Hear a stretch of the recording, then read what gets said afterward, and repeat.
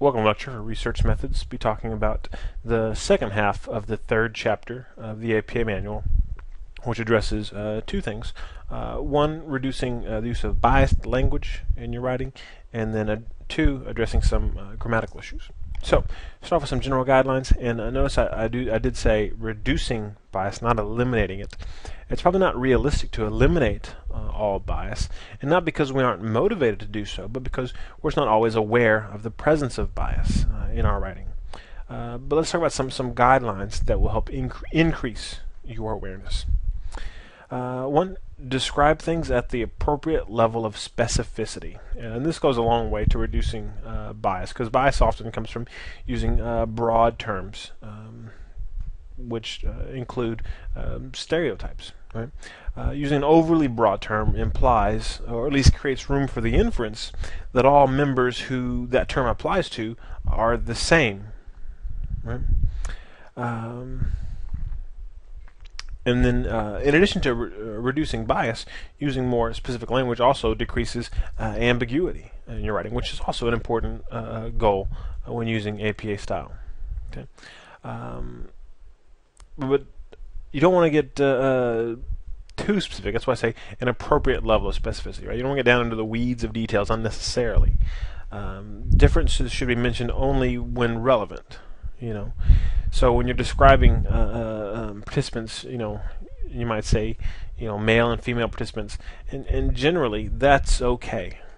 You don't have to say, there were 5 left-handed colorblind male participants who lived in East Bell County and engaged in exclusively heterosexual romantic interactions, and there were 6 right-handed colorblind. You don't have to go to that level, but the appropriate level of specificity is usually somewhere in the middle. So.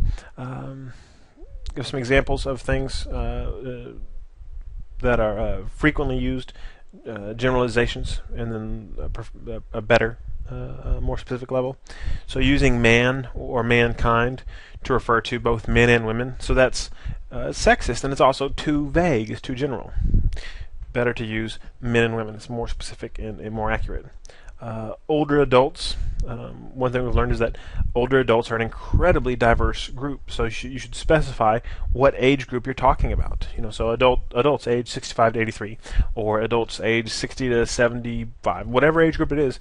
Specify a range, because if you just say older adults and you're lumping in people who are 65 in with people who are 85, those are usually very different people. Okay. And then using homosexuals to refer to both men and women is too vague. You need to be more specific. It's appropriate terms would be gay men or lesbians for women. So describe with the appropriate level of specificity. Also, be sensitive to labels. And the key thing here is just call people what they prefer to be called. And if you're not sure, ask people what their preferred labels are. And for whatever, if it's age, ethnicity, sexual orientation, whatever kind of label you're using to describe some group of people, find out what they prefer, because what's preferred by a group changes over time, and it also changes across geographical regions, oftentimes, or even sometimes within geographical regions and across age groups. So, like I said, people within a group may disagree about the labels. So ask whoever you're working with what levels they prefer. Another big one I really emphasize is use these labels as adjectives, not as nouns. Right? So you wouldn't say the Latinos. We're talking about a group of participants. You'd say the Latino participants. Right? Because you say the Latinos, then you're using that adjective as a noun, as if that one word encapsulates their entire identity, and it's not. Right? The Latino participants. So now Latino is a modifier. It's just, okay, here's one aspect about these people. They happen to be Latino, but that's not everything there is about them. Okay, and that there's an important distinction there. So choice of words, even these subtle choices, are important. Okay, so use labels as adjectives, not as nouns. Okay, try to avoid labels that can be perceived as pejorative. So if you're working with a group of people that have dementia, you don't call them the demented group, because the word demented has a kind of a pejorative connotation, negative connotation. And then, as much as possible, use person-first language for disabilities, diagnoses, medical conditions. So we don't talk about there were 30 schizophrenics. There were 30 patients diagnosed with schizophrenia, or 30 men, or 30 women, or 30 individuals, whatever. They're people with schizophrenia, or diagnosed with schizophrenia, but they're not schizophrenics. Because again, that one word doesn't tell you everything about them. But if you use that word to define them, they are schizophrenics, then it seems to, it implies that that word defines them completely. And that's inaccurate and biased language. So be sensitive to labels. And then the third guideline would be to acknowledge participation. And this is about how we refer to participants when talking about research studies. And APA has gone back and forth on this. The most recent manual, they changed it to where now you can refer to participants as subjects now. The last one you couldn't. You had to call them participants, couldn't call them subjects. But you can call them subjects, you can call them participants. But you, as much as possible, you want to use active language when talking about the participants, right? So focusing more on what they did or will do than what was done to them. So again, not treating them as if they are just subjects, things that and that's why subjects was taken away, because it implied that we just did stuff to them. And we want to think of them not so much as people that stuff is done to, but people who are participating in a research process. Okay. Okay, so those are the basic guidelines. Describe the appropriate level of specificity, be sensitive to labels, and acknowledge participation. Now let's look a little more closely at some instances where these issues come up a lot. One would be when writing about gender. So first thing I want you to do is just imagine a caveman. It sounds kind of weird, but just imagine in your mind's eye for a moment, close your eyes, and imagine a caveman. Okay? Think about what you see, maybe describe, maybe draw a little picture. Okay. If you're like the average person, at least average college student in the intro psych classes that this has been done to, most of you imagine something like this picture. Right? And there's nothing wrong with that. And it's in no way indicative or diagnostic of anything about you in particular. But the question is, why don't half the people, because when you say caveman is supposed to be gender neutral, if it is in fact gender neutral, half of you should have pictured a caveman like this. Right? And fortunately, I think as we've kind of progressed in society, maybe we now go, well, of course, that's a cave woman, not a caveman. And you wouldn't assume that caveman is gender neutral. Maybe some of you, well, yeah, that was interesting. But still, you'll find people use phrases like that, as if you could use one term that was masculine in nature to apply to both groups of people, right? Mailman, fireman, policeman, right? Especially whenever, in some instances, like we're talking about these occupations, where statistically more men are represented than women. Right? But for a caveman, it's certainly not statistically more men than women. And then we also, if we look at professions where women are statistically more represented, we don't call them teacher women, right? Teacher. So why is that? Well, it probably goes into a lot of kind of complicated political, social issues, which we don't have to get into. Just I want to make sure I get the point across that there is no such thing as a gender-neutral he. Using a masculine pronoun or term to apply to both genders isn't gender-neutral. It may be intended as gender-neutral, but it conveys, at a certain level, maleness. And it also, some would argue, conveys the meta-message, kind of the background message, that the typical person is male, and that the correct way to be is maleness. And that's kind of the standard by which all people should be judged by. Okay. But again, it's not specific enough language, so don't use it. And if you don't use gender-neutral he, so if a participant is given a packet, he will blah blah blah. Unless all your participants are clearly men or boys, shouldn't do that. Right? You're using he to refer to both men and women. Oh, it's gender-neutral he. It's not neutral. Okay. So you use he or she or he. Don't use a slash. It's not he slash she or she slash he. Sometimes you will see authors, because it can be cumbersome to write about, to go with one or the other, but then they'll say clearly at the beginning of their chapter or paper, this gender pronoun will be used throughout the paper for clarity's sake, although it is recognized that this disorder occurs in both men and women. Right? Or if you read the eating disorder literature, a lot of times they'll say, although this eating disorders can occur in men, it is primarily manifested in women, and therefore the feminine pronoun will be used. Right? But you have to address it. You can't just use a masculine pronoun to stand for masculine and feminine. Excuse me.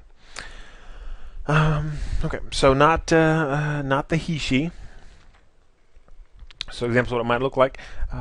So if a participant wants to blah blah blah, he or she may opt to, okay, or she or he may opt to blah blah blah. And if that seems cumbersome, usually the easiest way to deal with that, to kind of increase the fluidity of your writing if he or she bothers you, is just make everything plural. Instead of if a participant blah blah, if participants wish to, they may opt to blah blah blah. Right? And then you don't have to worry about gender, because you're using plural pronouns which aren't gendered. Okay. Don't say things like guys and girls. Right. That's a non-parallelism. It would be boys and girls. Right. Because again, here guys could be man or boy, but girls is clearly younger. So they're not. You're lowering women if you're talking about men and women here. It's also a bit colloquial, so you don't use terms like that. Be specific in your language. If it's men and women, say men and women. If it's boys and girls, boys and girls. Young men and young women, use specific language. In terms of writing about gender and sex and which term to use when talking about maleness and femaleness, right? Authors sometimes disagree about the exact meaning of these terms. In general, my advice is use gender to refer to the culturally defined role, right? Female gender roles, male gender roles, and then use sex to refer to the biological sex of an individual. Okay. But along those lines, use male and female as adjectives and man and woman as nouns. So don't say 20 males. 20 males were given blah blah. You can say 20 male participants, but male should be an adjective, not a noun. Okay. So what do I have here? 20 male participants, 20 Sinhalese women.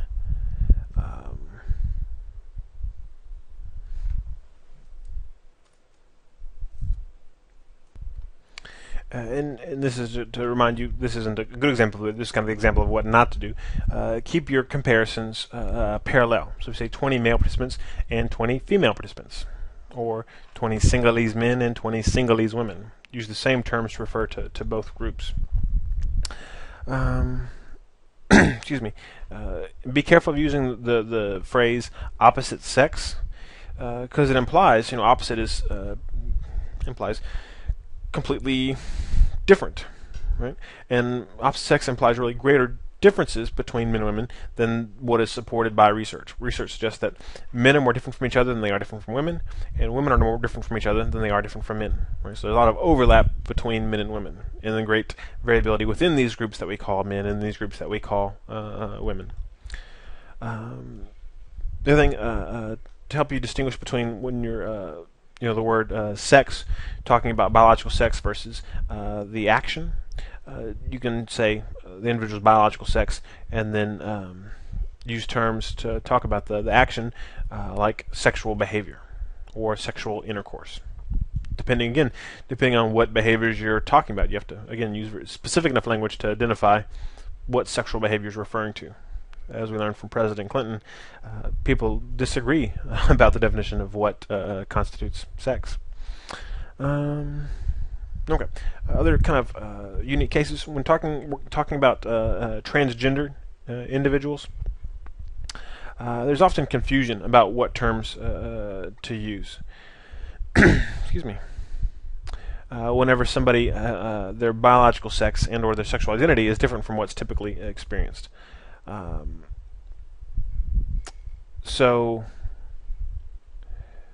when we look at some of these terms, one thing I want to make clear is that none of the terms we'll talk about here are related to sexual orientation at all.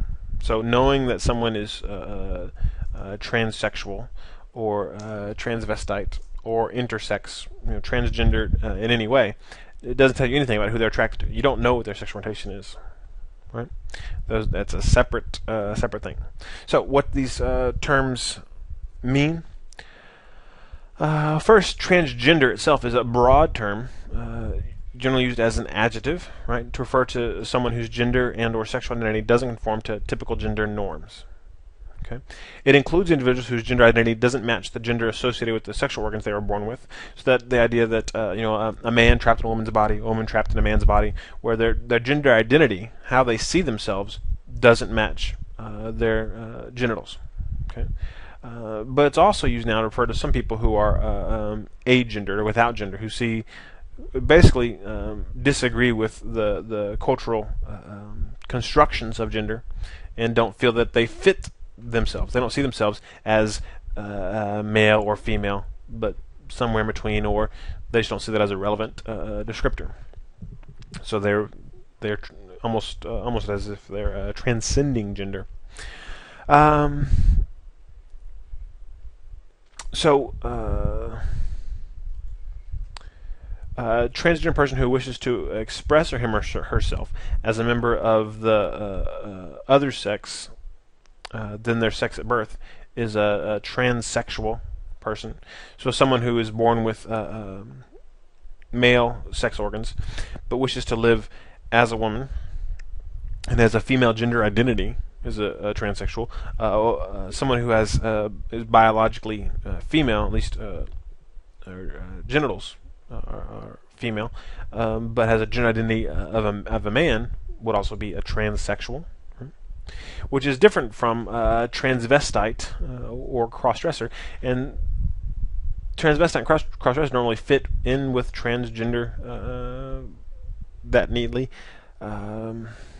But we put them here because they get confused. A transvestite is a term that's often misused, and probably the most accurate term would be to say that someone suffers from transvestic fetishism. And someone who has transvestic fetishism, that's a DSM-4 diagnosis, psychiatric diagnosis, for someone who gets sexually aroused by cross-dressing, right? Which, again, you don't know who they're having sex with, if they're having sex with men or having sex with women, regardless of if they're male or female. Although generally people who have transvestic fetishism are men who dress as women. And typically, though, they don't see themselves as women. So they don't have a feminine gender identity. They have a masculine gender identity, but they get sexually aroused by dressing as women. And that would be someone who has transvestic fetishism, might be referred to as a transvestite. And these are typically heterosexual males. Right? But again, we wouldn't call them transvestites because that's not person first language. We call them men with transvestic fetishism. And then cross-dressing is a little bit different. That's more of a kind of a cultural phenomenon within the gay community, where predominantly homosexual men dress as women to perform, to entertain people for money as a profession, and that it isn't necessarily related to sexualized. They don't need to dress as women to become sexually aroused. So it's not transvestic fetishism, but they're cross-dressing, and it's this cultural phenomenon. Okay. But again, they typically are men who have masculine gender identities, and cross-dressers also tend to have homosexual orientation, but again, not necessarily. Okay. And then individuals who are intersex, these are a very diverse group. It's people who generally their biological sex, as determined by genotype or sexual organs, does not conform to the typical pattern of XX or XY. Right? We have a typical pattern of exclusively male or exclusively female. People who are intersex, not clearly one or the other. The term that used to be used to refer to some people in this group would be hermaphrodite, and there are a couple of genetic conditions that can result in being intersex, and then some other kind of hormonal things that can happen. But someone who's not clearly XX or XY, or the expression of their genitals isn't clearly male or female, would be an intersexed individual. Again, they're not an intersexed; they're an intersexed individual. It's an adjective. Okay. Okay, which kind of segues us into writing about sexual orientation. Right? So the first thing I think we need to do is just talk briefly about what sexual orientation is. Right? Because it's not the same thing as sexual preference. We don't use the term sexual preference because that implies that's who you prefer to have sex with. And who do you prefer to have sex with isn't the same thing as your sexual orientation. They may overlap, but they might not be the same thing, right? Somebody may have predominantly heterosexual orientation, but it might be, say, a woman who has a predominantly heterosexual sexual orientation, but she prefers to have sex with women because of negative experiences with men in sex. Maybe developed some trauma experiences with men, but still attracted to men, but no longer prefers to have sex with them because of other things, right? So, sexual preference, sexual orientation, not the same thing. Often they are, but not always. And same thing with sexual behaviors. Sexual orientation is who you have sex with. Not necessarily. Right? There are plenty of examples of people who will report one sexual orientation, usually if asked anonymously, but then their behavior won't be consistent with that, and there are a variety of reasons for that. So it's not sexual preference, it's not sexual behavior. If you're interested in those concepts, use those words. But if you're talking about sexual orientation, it's a different sort of thing. What it is, best definition I found is an enduring pattern of attraction, behavior, emotion, identity, and social context. So it's all this stuff. It's a big aspect of someone's identity related to who they're attracted to, what they do, how they feel about others, who they develop intimate relationships with, and what social context they have. It's all that stuff. So again, it's complex, but it's not just sexual behavior, not just sexual preference, and it's not just sexual behavior. Right? So it's a lot of stuff, but again, it isn't everything. It isn't someone's entire identity. It's a significant portion of people's identity. If you're heterosexual, homosexual, or bisexual, but it's not everything about you, right? So we don't, especially for people who are in the majority, which the statistical majority would be heterosexual. You aren't defined as a heterosexual. That's what you are. Okay. Oh, you're heterosexual. Okay. Now I know everything about you. But with people who are in statistical minority groups, we tend to do that. We tend to use that label and say, okay, now I know you're homosexual. I know all this stuff about you. Because we have lots of stereotypes to help us understand these small groups. And that's usually, they're usually inaccurate. Right? So, situation is complex, and it's a big part of identity, but it's not someone's entire identity. Okay? So again, using sexual orientation as an adjective. Heterosexual men, homosexual men, heterosexual women, homosexual women, rather than as nouns. 20 homosexuals, 20 heterosexuals, because that implies that aspect of identity defines you completely. Okay. When writing about sexual behavior, sometimes it's important to be specific in what you're talking about. Some helpful phrases might be if you're talking about homosexual behavior. So if you just say homosexual behavior, that means any behavior that a homosexual does. So if a homosexual mows their lawn, that's homosexual behavior, but you're probably not talking about that, right? You're wanting to talk about same-gender sexual behavior. So use terms like that, or male male sexual behavior, female male sexual behavior, male female sexual behavior, female female sexual behavior, whatever. Be specific in what you're talking about, right? Okay. Okay. In terms of what terms are currently acceptable, and this can change and may very well change. Currently, most people use the following terms to talk about people who are in the LGBTQ community, right? Lesbians for women, gay men for men, bisexual men, or gay individuals. Although there are some lesbian women that would not be pleased with you referring to them as a gay individual. They see that as a kind of a masculine term. There are others that are fine with it. So you've got to ask what group you're working with what their preferred terms are. Okay, so let's move on to talking. One other point here, just as long as we're on the subject. The only way to measure sexual orientation, right? Somebody say, well, you could observe people. You could see what magazines they read, right? You could maybe do a blood test. No, the only way to measure sexual orientation is to ask people, right? Because even if you follow somebody around 24/7, you won't know their sexual orientation, right? Because it's not just about behavior; it's about all this other stuff. A big chunk of that is identity, and you're not going to know somebody's identity unless you ask them about it. Okay. So moving on to race and ethnicity.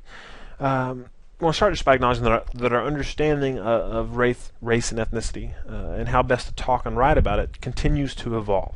Right? This means that the terms that we use will continue to change, and hopefully so will our basic understanding of this component of our identity. So we have this evolving understanding. In which term to use? We talk about racial identity or race. Authors differ in their use of terms. And that should be ethnic identity, or sometimes racial identity, ethnic identity, ethnicity, and sometimes there's a meaningful difference between racial identity and ethnic identity. For example, two African American girls may have the same racial identity but different ethnic identities. Right? If one is from Cuba and the other is from Colleen, they have different ethnic identities. Right? Because ethnicity is kind of this term that encompasses also kind of geographically where you came from. Right? And racial identity is more along the lines of color. Right? And it's rare now to see people simply use the terms race, because most of us acknowledge that we all belong to the same race, right? The human race. And so racial identity, maybe use that, or ethnicity. And I'd say ethnicity is usually the more specific term. Just make sure you're using it appropriately. Excuse me. So again, what's happened there? Be mindful of the appropriate level of specificity and being sensitive to labels. So ask people if you're unsure. Look what other people are using. So read the latest articles about looking at multicultural research and see what terms other authors are using that have gotten published. And that'll kind of give you an idea of what professionals in the field are using.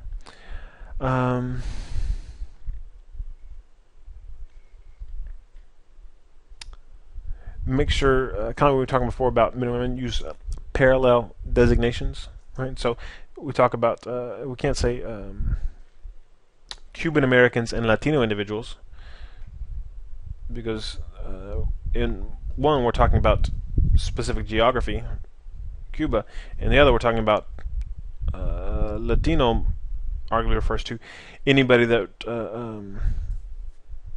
speaks a language derived from Latin, right? Which is a broad area. It's kind of a shared language. Better term would be Cuban Americans and Mexican Americans, if that's who you were talking about. So the appropriate level of specificity. I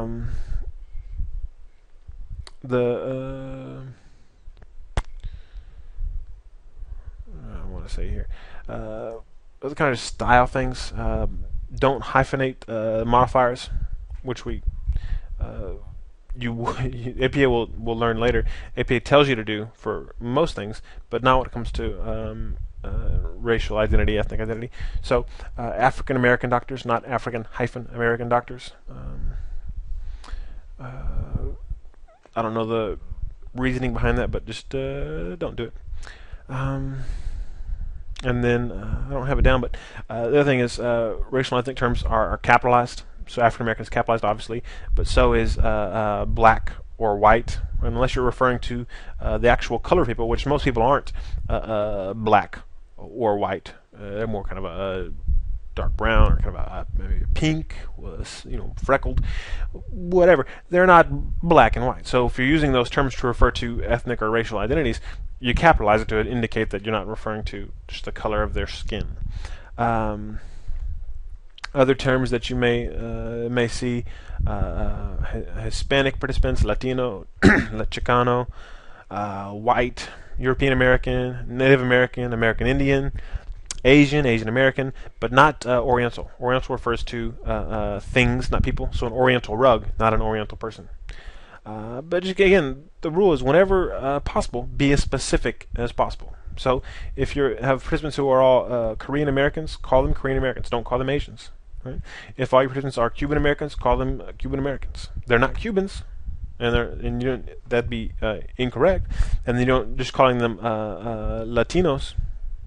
Latino participants or Latina participants is unnecessarily vague if you know exactly where they trace their heritage to. Use the more specific term. Okay. When writing about disabilities or age,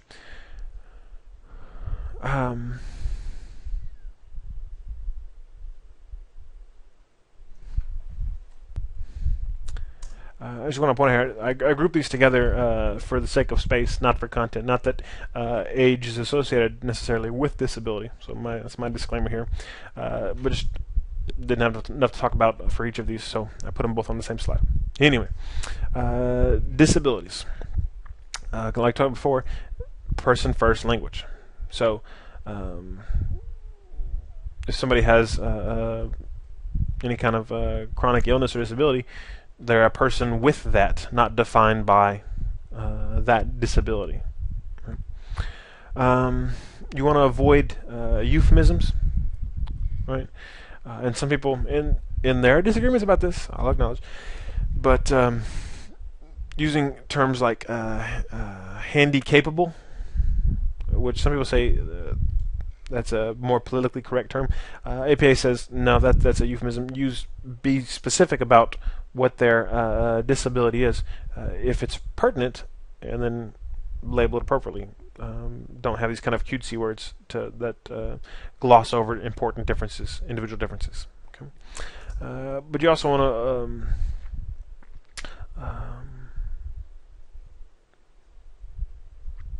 avoid negative wording.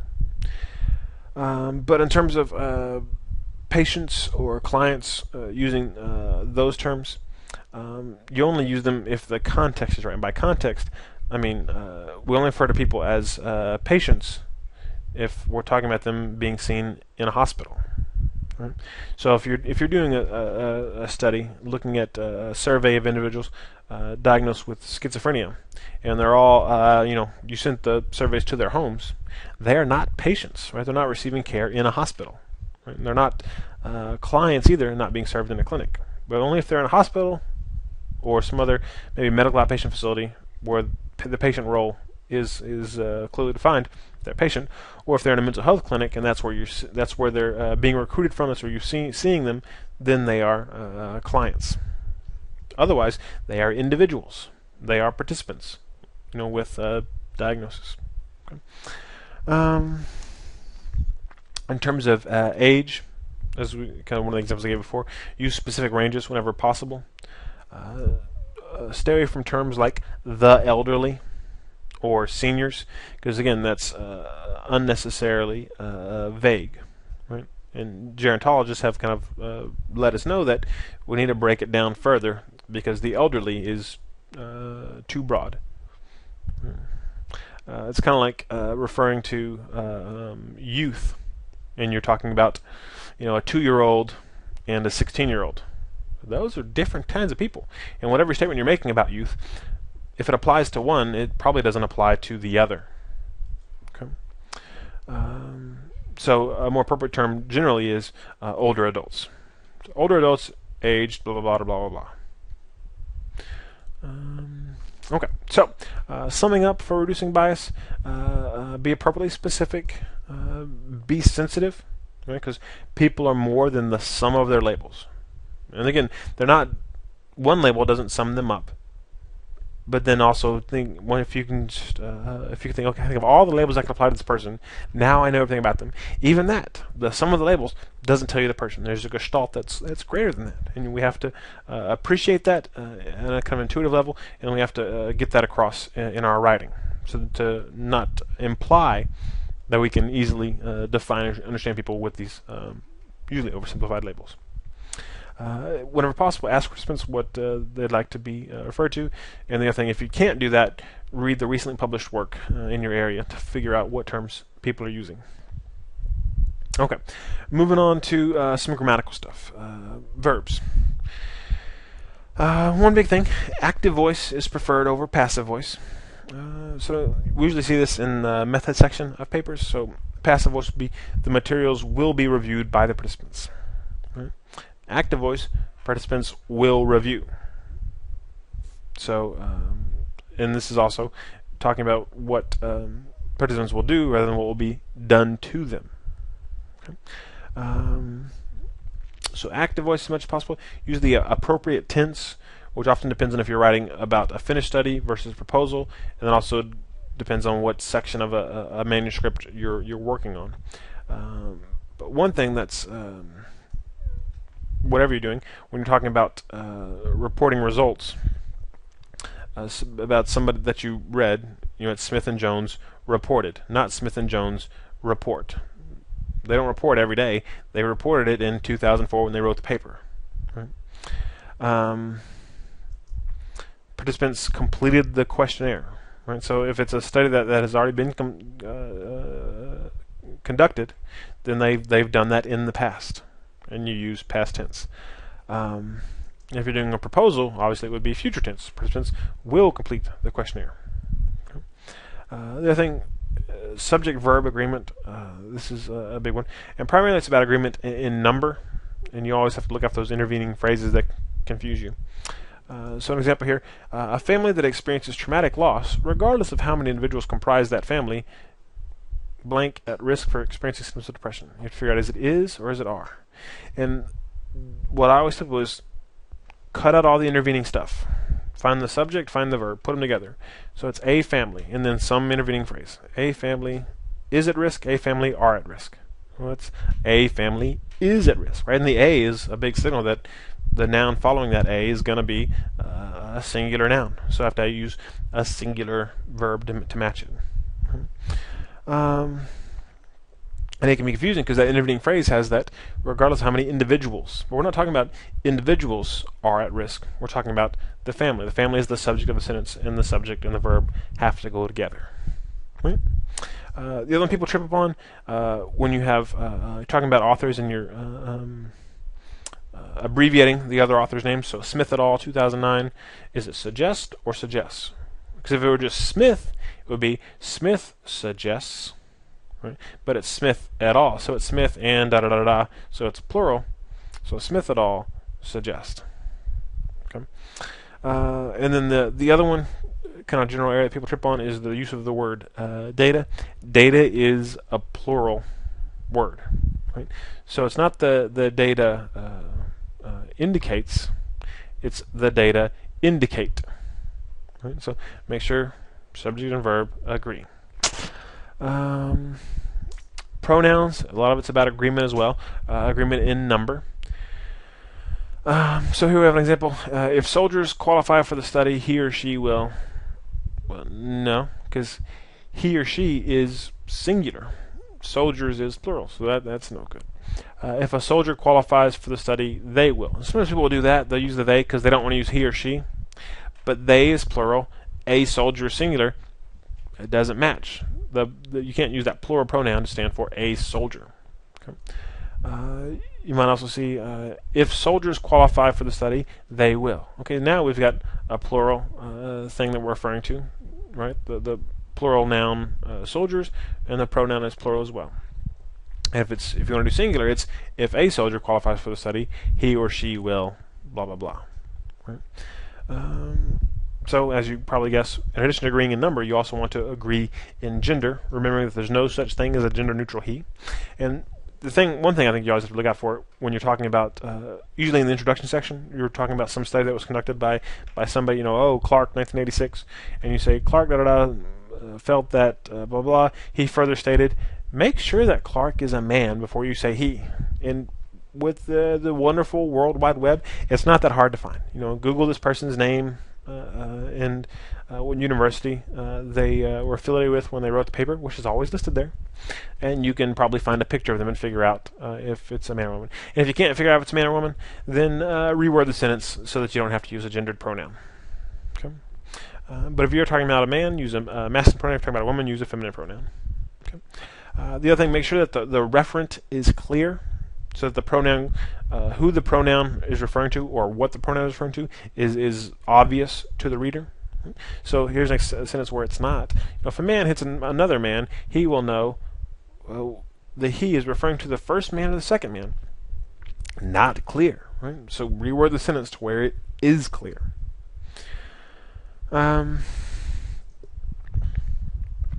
Make sure there's a match between the object or subject of a preposition or verb. So if you're using whom, him, or her, that's when the pronoun is the object of the preposition or the subject of the verb. Okay. Example would be participants to whom directions are blah blah. So to is a preposition, to whom is the object, it's whom. If it's who, he or she, whenever the pronoun is the subject, the thing acting, right? So participants who are given directions to, right? So the who there isn't part of a prepositional phrase. It's not the subject of a verb, right?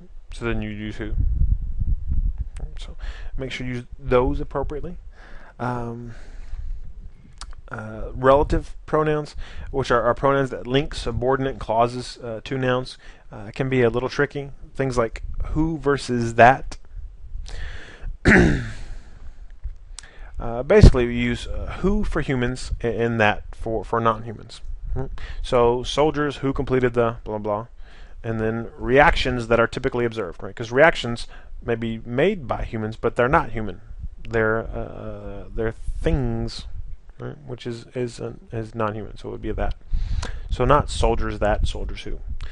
And then that versus which is a little more complicated. Here we're getting into restrictive and non-restrictive clauses. If it's a restrictive clause, you use that. And restrictive clause is one where the pronoun refers to specific components of some group. Okay. So example here, the results that were consistent with our hypothesis indicated.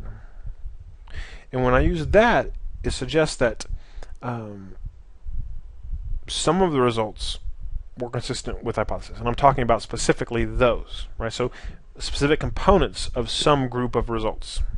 The results that were consistent. Not all the results were consistent, but the ones that were, right? You get my drift?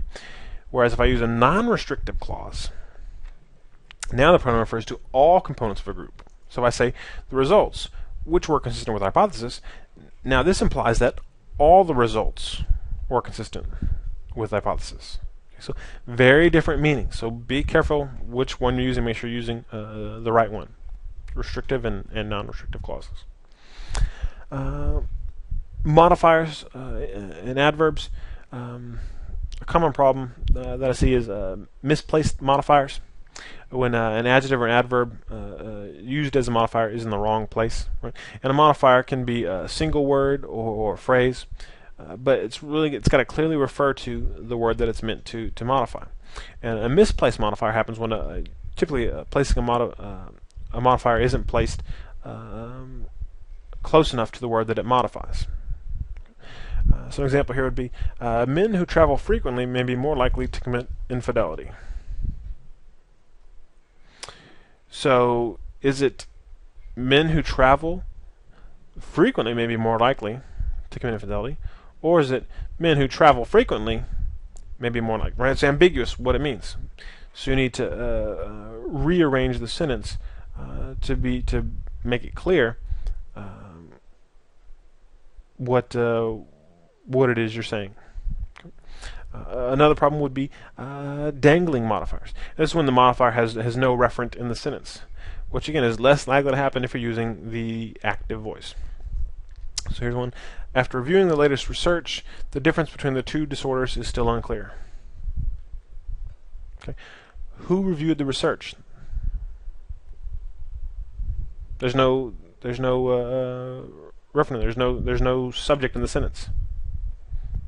So in this sense, the only subject is the difference. So it implies that the difference reviewed the latest research, and then the difference was still unclear, and that's not what you mean to say. So say what you mean and mean what you say. Use clear language, and you won't end up with those dangling modifiers. Last, under this, adverbs. Be sure you use them appropriately. And the biggest thing I'll warn you about is don't use firstly, secondly, and thirdly. Just use first, second, and third as an adverb. Be more appropriate. Another one, and this is a big one people struggle with quite frequently, parallel construction. And it occurs a couple times. One, and let me back up for a second. Parallel construction in general occurs when you're referring to when you're comparing two or more things. One instance of comparing things is when you're doing a before and after comparison. Right? And to have parallel construction, all the elements of the parallelism must be present before and after the coordinating conjunction. Okay. So let's look at an example here. Men responded at high rates to the initial stimulus, but not women. So you're probably talking about the difference between men and women and how they responded. But what it could be read as is that men responded at high rates to the stimulus, but they didn't respond at high rates to women. And that's probably not what you meant. So you need to move things around. Men responded at high rates to the initial stimulus, but women responded at low rates to the same stimulus. Right? So parallel. I'm comparing men to women. Everything I'm talking about men, I have to have the same stuff, all the pieces of the sentence when talking about women as well.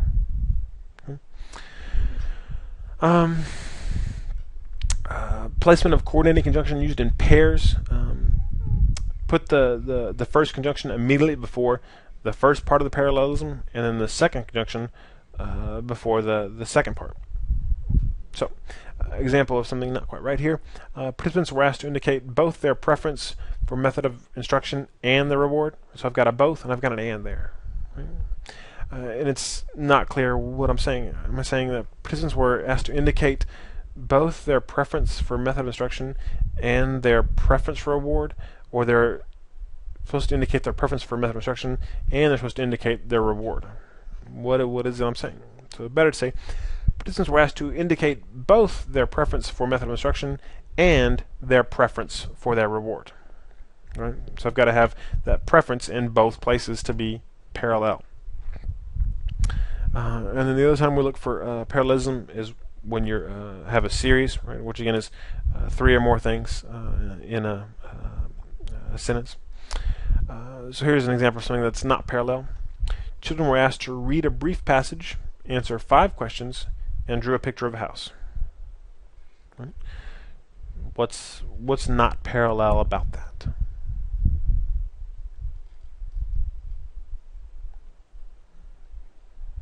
So children were asked to, I've got read a brief passage, answer 5 questions, and drew a picture of a house. Huh? Drew a picture of a house doesn't quite fit. It's like, well, what is it about it doesn't fit? It's the tense, right? Children were asked to read, answer, and drew. We're asked to read, answer, and draw, right? The tense should be parallel across the series. Okay. I know that was a lot, but just kind of summing up. when you're writing, look back to the chapter 3 when trying to figure out, okay, I've got these verbs in the sentence. Something about active voice, passive voice. What's that about? And subject-verb agreement. What's that about? Come back and look here. Pronouns. Look in your when you're proofreading your stuff. If you see a he, a she, a they, a them, make sure it refers to. It's clear what it refers to, and make sure that it's accurate what it refers to. Adverbs and modifiers. Again, make sure it's clear what's being modified is being modified appropriately. And then parallel construction. If you're comparing things, just make sure that you've got everything that in one part of the comparison, it shows up again in the other part of the comparison. But again, you don't have to memorize all these rules. All you have to know is that you need to think about them and be able to go back and look them up. Okay? That's all for now. Take care.